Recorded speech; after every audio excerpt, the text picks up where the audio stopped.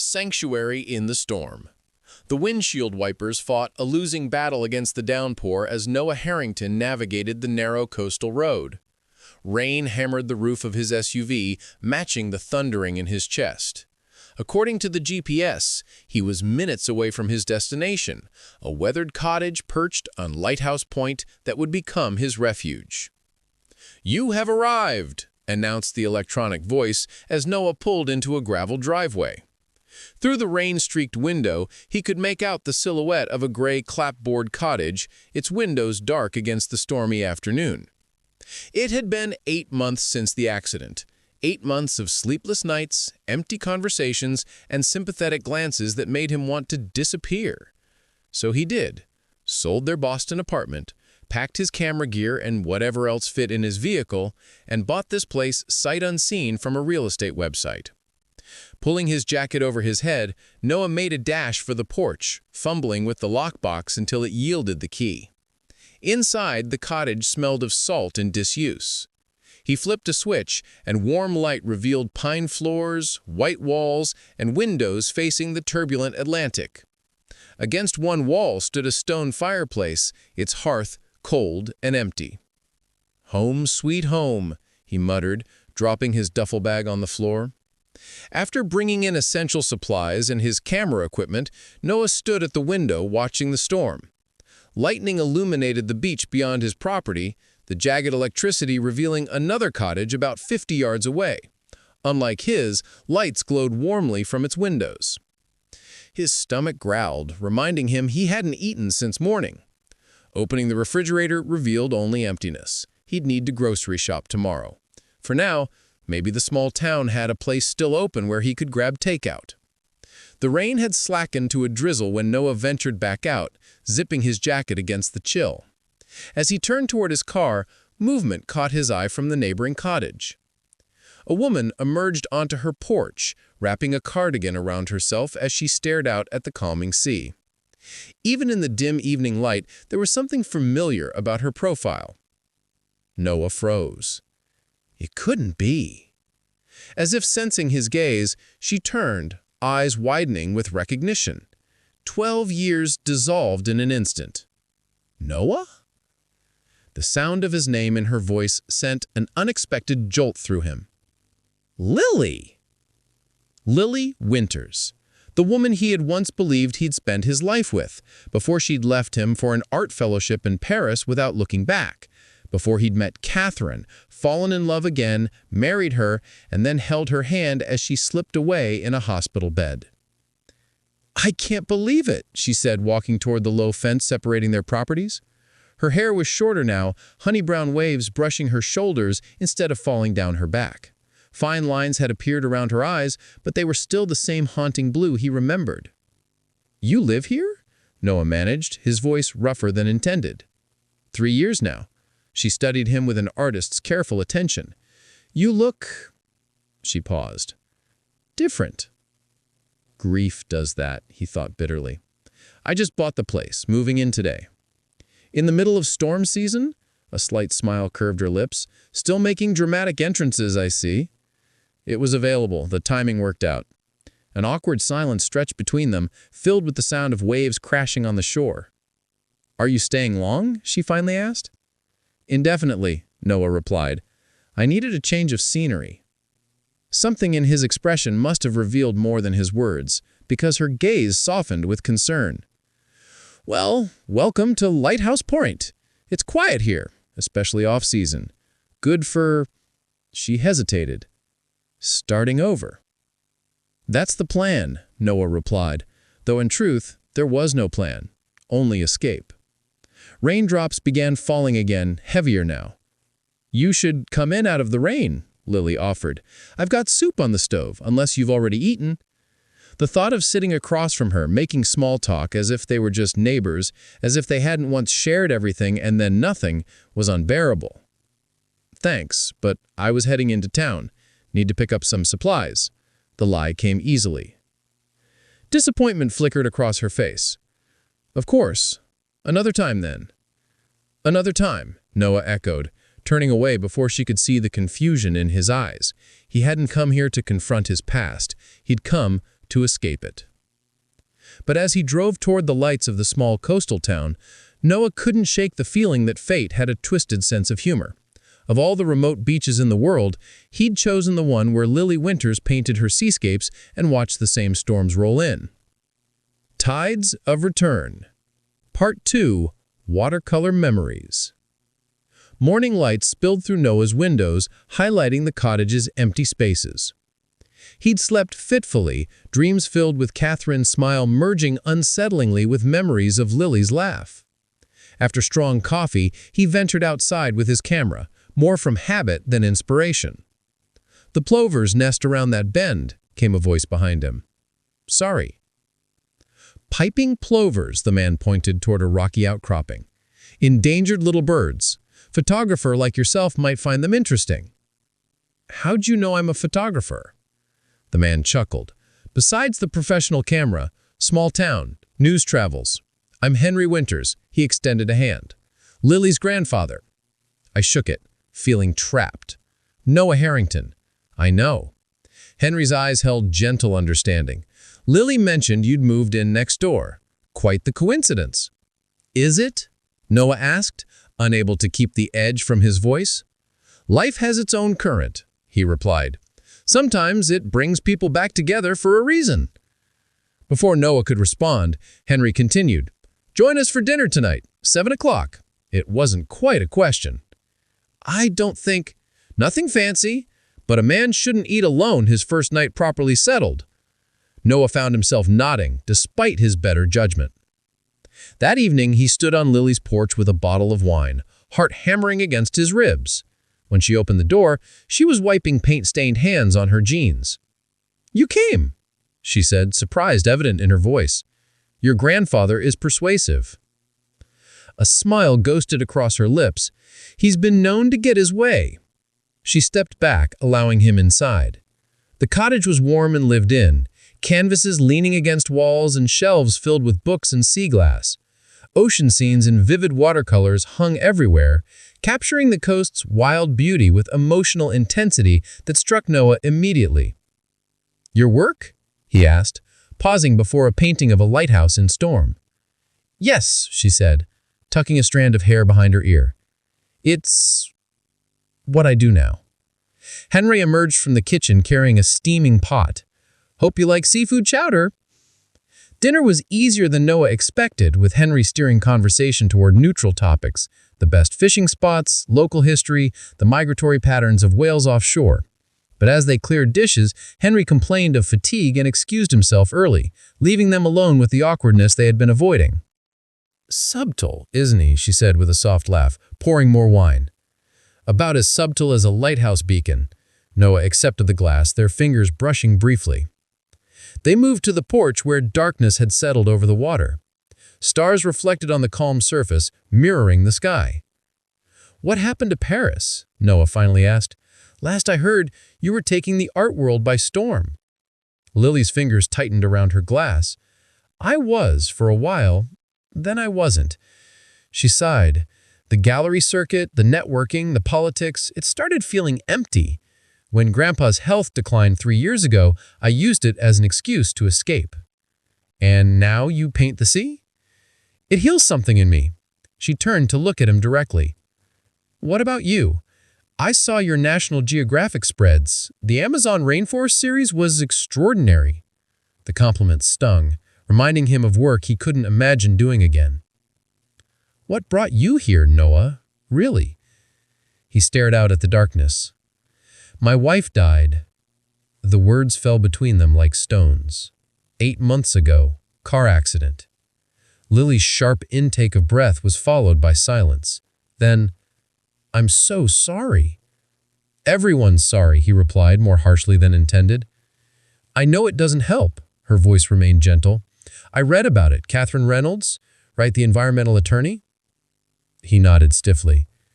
"You loved her very much." It wasn't a question, but Noah answered anyway. "She saved me after you left." Lily flinched. "I deserve that." "No," Noah sighed, suddenly exhausted. "It was a lifetime ago." A gust of wind swept across the porch and Lily shivered. As she reached for her sweater hanging on a hook, Noah noticed her wince. "What's wrong?" "Nothing serious. Just some roof damage from yesterday's storm. I tried patching it today, but my ladder wasn't tall enough." She shrugged. "I'll call someone next week." "I can look at it tomorrow," Noah offered, surprising himself. "You don't have to." "I know. But neighbors help each other, right?" The word neighbors felt safer than whatever they actually were. After an uncertain pause, Lily nodded. "Thank you." Walking back to his cottage later, Noah wondered what he was doing. He'd come here for solitude, not to repair roofs or revisit old wounds, but something about seeing Lily's paintings, the way she captured light fighting through darkness, had resonated with him. For the first time in months, he slept without dreaming. Healing tides. "Hand me the hammer," Noah called down from the ladder. Lily passed it up, shielding her eyes against the sun. 3 days had passed since their dinner, and what should have been a simple roof repair had expanded into fixing gutters, replacing rotted fascia, and reinforcing loose shingles. Working with his hands felt good. Simple, uncomplicated. Each nail-driven created something solid in a world that had felt insubstantial since Catherine's death. "How's it looking up there?" Lily asked. "Better. Another hour should do it." Noah secured the last patch and descended, wiping sweat from his forehead. "Your grandfather was right about the wind coming from the northeast. This side takes the worst beating." "Grandpa knows everything about this coast," Lily replied, handing him a glass of lemonade. "He thinks you're good for me, by the way." Noah nearly choked on his drink. "What?" "Not like that," she said quickly, cheeks flushing. "He thinks it's good to have someone push me. Said I've been hiding here too long." "Are you? Hiding?" Lily leaned against the porch railing. "Maybe. Aren't you?" The direct question caught him off guard. "I'm just trying to breathe again." "That's fair," she said softly. After a moment, she added, "I've started a new painting series. First time in months I've felt excited about my work." "I'd like to see them." She studied him thoughtfully. "Would you? Really?" Noah nodded, realizing he meant it. Her studio occupied what was once a sunroom, windows on 3 sides capturing shifting coastal light. Canvases in various stages covered every surface, but it was the newest ones that stopped Noah's breath. Violent storms giving way to delicate dawn light, devastation and renewal captured with raw honesty. "Lily," he whispered, "these are remarkable." She stood beside him, arms wrapped around herself. "They're about grief and hope." Their eyes met, understanding passing between them. That evening, they walked the beach as sunset painted the sky in flames. Their conversation flowed more easily now, memories of their college days emerging without the earlier sting. "Remember Professor Landau's lecture on light theory?" Lily laughed. "You fell asleep and snored." "I was up all night shooting that meteor shower," Noah protested. "Besides, you're the one who got us kicked out of the library for bringing in contraband coffee." "Worth it," she grinned, bumping her shoulder against his. Their shared history felt less like a wound and more like a foundation, something they had survived and built upon separately. As darkness fell, they sat on a driftwood log, watching waves roll in.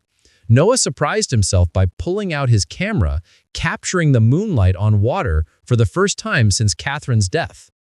"She must have been extraordinary," Lily said quietly. "Catherine." Noah lowered his camera. She was.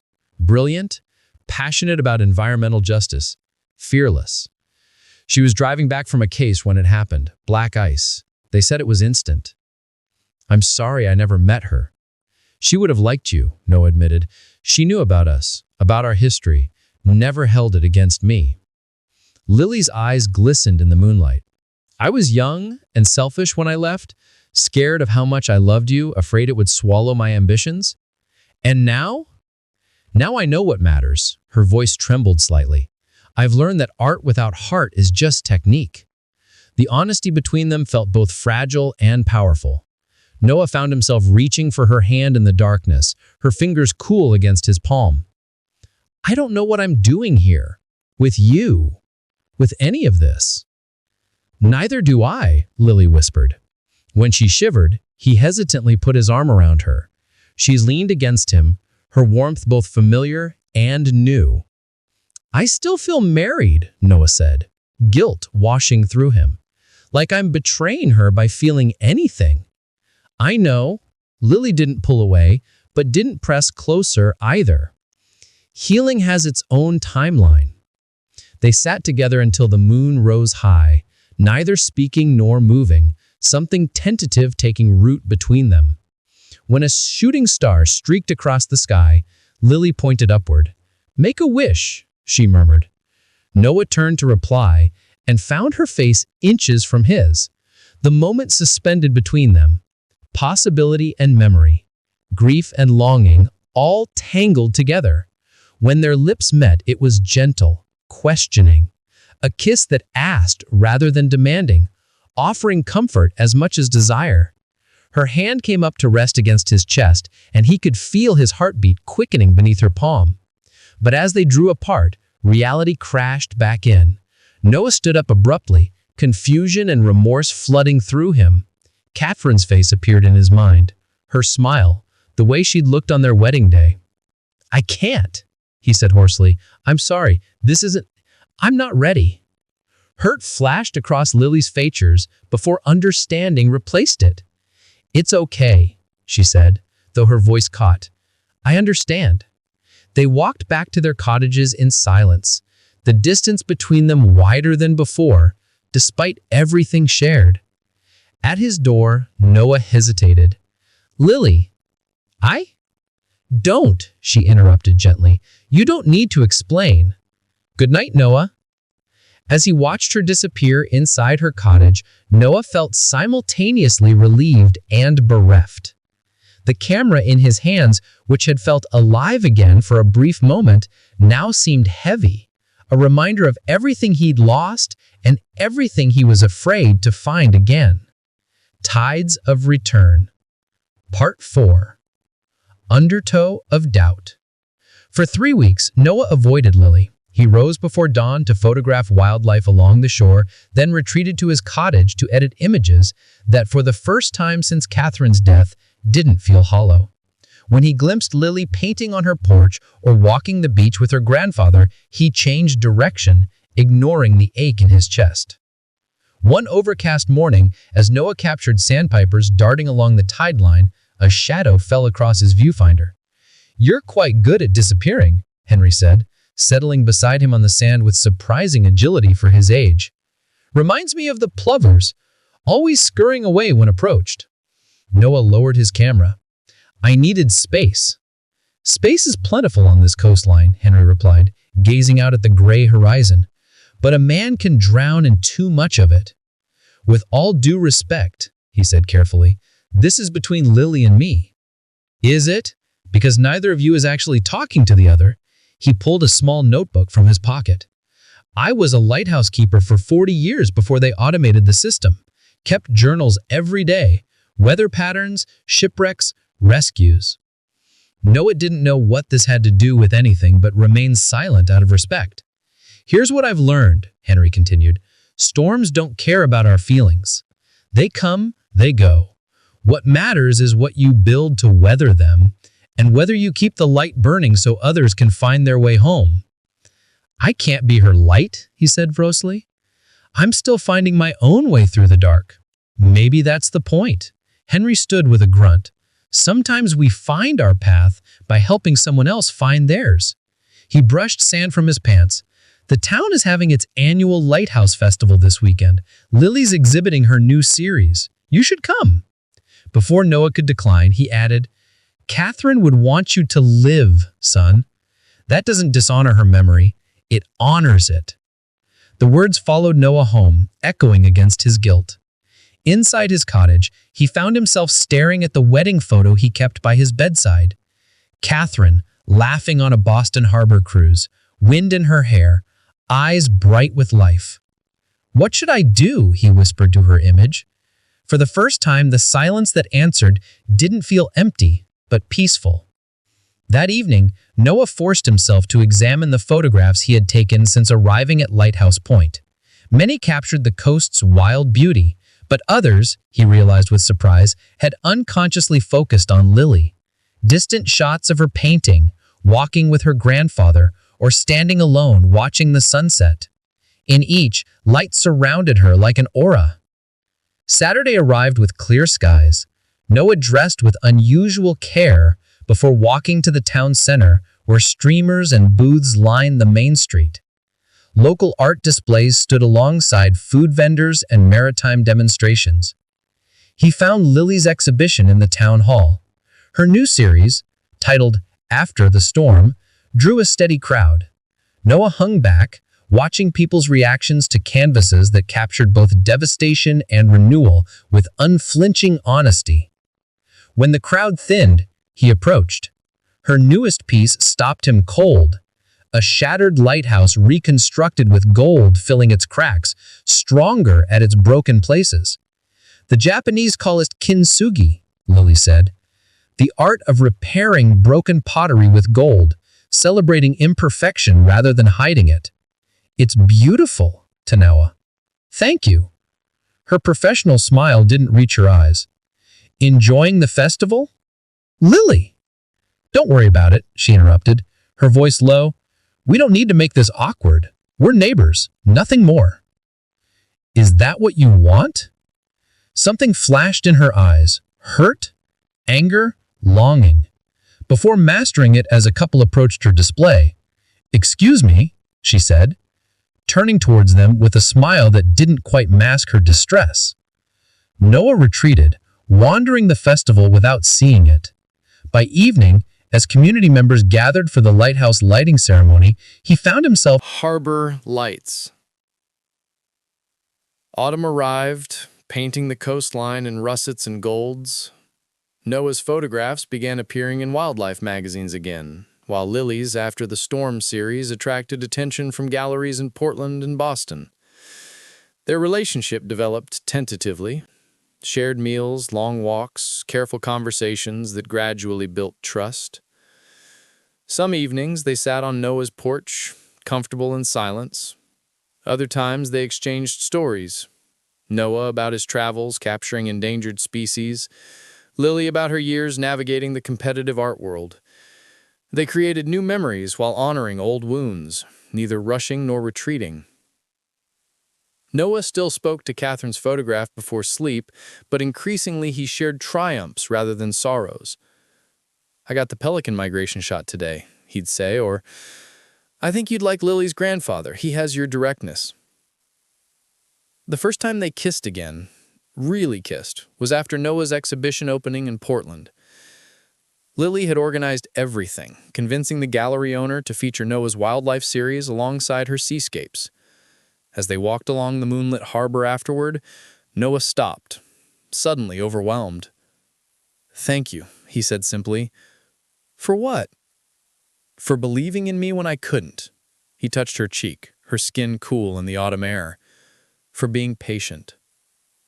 When their lips met, it felt both familiar and new, a continuation rather than a replacement.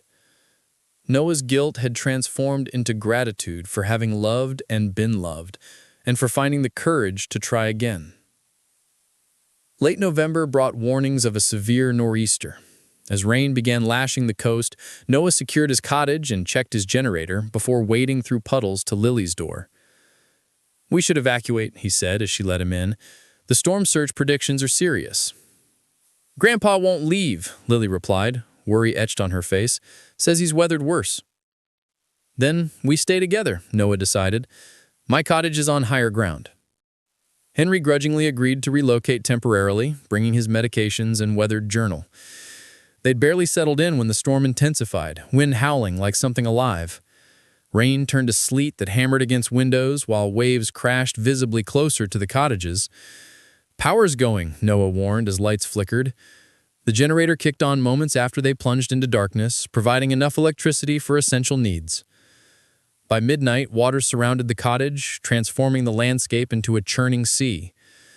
Noah checked windows and doors while Lily helped Henry rest comfortably in the guest room. He's finally asleep, she said, joining Noah at the living room window. Outside, their world had disappeared into howling darkness. We're safe here, Noah assured her, though privately he worried about structural damage to both cottages. I know, she leaned against him. I feel safe with you." The simple statement warmed him more than the fire crackling in the hearth. They settled on the sofa, listening to the storm's fury while taking comfort in each other's presence. "I used to fear storms," Lily confessed. "Now I paint them." "What changed?" "I stopped running. From the weather, from my art, from feelings that scared me." Noah brushed a strand of hair from her face. "I've been thinking about what you said about kintsugi, how the gold in the cracks makes broken things more beautiful and stronger," she added softly. "Catherine taught me how to love selflessly.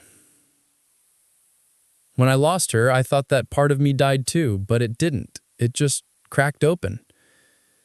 Lily's eyes glistened in the firelight. "Noah, he's let me finish," he said gently. "I'll always love her, but loving her taught me that life is too short for fear, too precious to waste." His hands cradled her face. "I love you, Lily Winters, not instead of loving Catherine, but because loving her showed me how to be brave enough to love again." Tears spilled down her cheeks. "I love you too. I think maybe I always have." Their kiss deepened with newfound certainty, hands exploring with tender urgency. That night, as the storm raged outside, they made love slowly, reverently, rediscovering each other while honoring all that had shaped them in their years apart. "Stay with me," Noah whispered against her skin. "Always," she promised. Dawn broke with unexpected clarity, the storm having moved offshore overnight. They stood on Noah's porch surveying the damage, fallen trees, scattered debris, Lily's cottage standing, but with visible roof damage. "We'll rebuild," Noah said, his arm around her waist. "Together," she agreed. Henry joined them, observing their entwined hands with quiet satisfaction. "The lighthouse still stands," he noted, pointing to the distant tower. "Always does." 6 months later, as spring painted wildflowers across the dunes, Noah led a blindfolded Lily along the shore. "This better be worth missing sunrise light," she teased. "Trust me," he replied, guiding her around driftwood. When he removed the blindfold, they stood beside a tidal pool where he had arranged stones to spell out, "Marry me?" Lily's hands flew to her mouth, eyes wide with surprise. "I once thought I could escape my past by coming here. Instead, I found my future." Kneeling in the sand, he offered a ring of twisted gold with a small pearl. "The gold represents our kintsugi journey, stronger at the broken places. The pearl is what forms when something irritating becomes something beautiful." "Yes," she whispered, laughing through tears as he slipped it onto her finger. "1,000 times yes." As they embraced, Noah caught sight of Henry watching from a distance, giving them their moment while standing witness. Behind him rose the lighthouse, steadfast, reliable, illuminating the way home through any darkness. That evening, in Noah's, now their cottage, they sorted through photographs for their upcoming joint exhibition. Noah paused at an image taken the day after the nor'easter, Lily standing amidst storm debris, face tilted toward breaking sunlight, embodying both vulnerability and strength. "This is my favorite," he said. "It captures everything." She leaned against his shoulder. "What will we call the exhibition?" Noah considered before answering, "Tides of Return." "Perfect," she murmured, turning her face to his. Outside their window, waves continued their eternal rhythm against the shore, receding, returning, reshaping the coast with each passage. Like grief, like love, like the unexpected journey that had brought them full circle to begin again.